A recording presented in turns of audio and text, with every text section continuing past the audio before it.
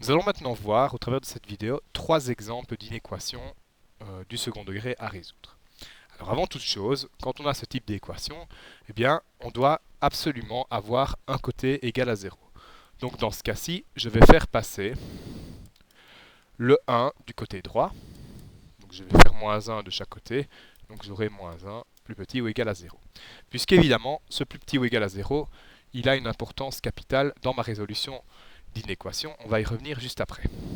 Donc quand vous avez ceci, en fait, vous cherchez quand cette fonction est plus petite ou égale à 0. Donc en quelque sorte, enfin pas en quelque sorte, il faut faire absolument un tableau de signes de cette fonction. Alors évidemment, qui dit tableau de signes dit racine. Pour trouver les racines de ceci, évidemment, nous devons faire delta. Delta b carré, ce qui fait 4 au carré, moins 4 fois moins 4 fois moins 1. Et donc dans ce cas-ci, on va obtenir un delta qui vaut 16, moins, ça donne moins. 4 fois 4, 16, 16 moins 16, ça vaut 0. Donc nous sommes dans le cas où nous avons une inéquation à résoudre et la fonction ici présente ne présente qu'une seule racine qui sera égale à moins b sur a, c'est-à-dire moins 4 sur moins, 4 sur 2, moins b sur 2a, pardon, c'est-à-dire moins 4 sur moins 8. Désolé. Ce qui nous fait une racine en 1 demi. Donc je mets cette racine dans le tableau. C'est une racine, donc nous avons un 0.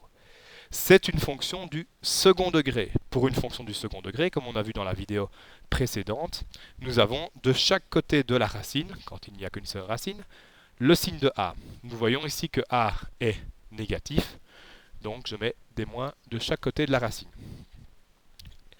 Maintenant, il me reste à résoudre mon inéquation, à écrire l'ensemble des solutions. On recherche quand la fonction est plus petite ou égale à 0. Ce qui veut dire en quelque sorte qu'on va chercher dans mon tableau de signes plus petite ou égale à 0, c'est-à-dire les moins, et les zéros, puisqu'on a plus petit ou égal à 0. Mais qu'est-ce que je constate? Que j'ai ça partout dans mon tableau de signes. Je n'ai que des moins ou des zéros. J'en ai partout. Donc peu importe la valeur de x ici au-dessus, j'aurai quelque chose de négatif ou de nul. Donc la solution de mon inéquation, c'est l'ensemble des réels. On peut prendre n'importe quelle valeur de x.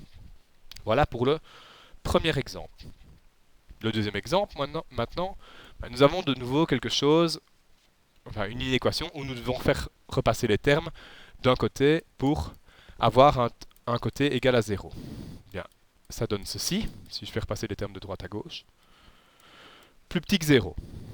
Même chose, on recherche quand c'est plus petit que 0, donc on va faire un tableau de signes. Qui dit tableau de signes dit recherche de racines.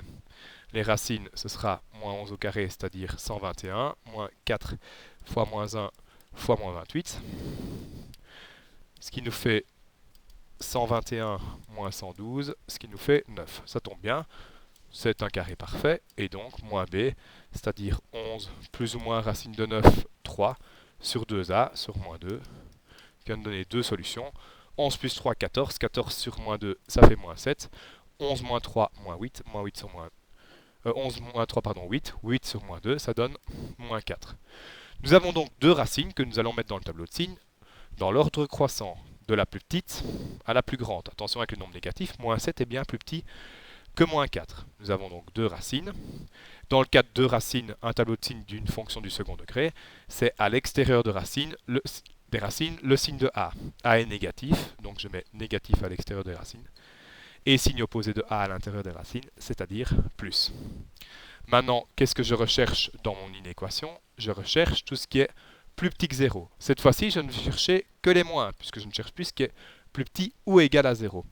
Si je ne prends que les moins, j'ai ceci dans mon tableau et ceci.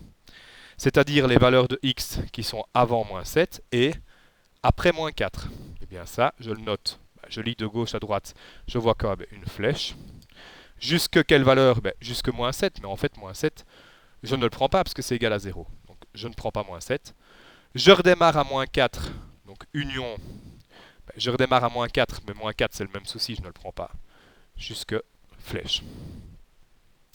Voilà le deuxième exemple résolu d'inéquation du second degré.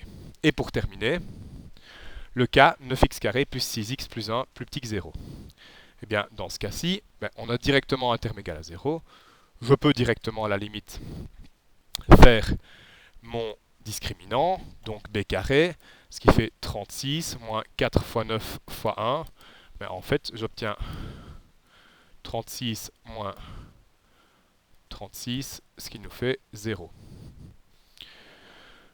Je cherche ma racine, moins b sur 2a, moins b, c'est-à-dire moins 6,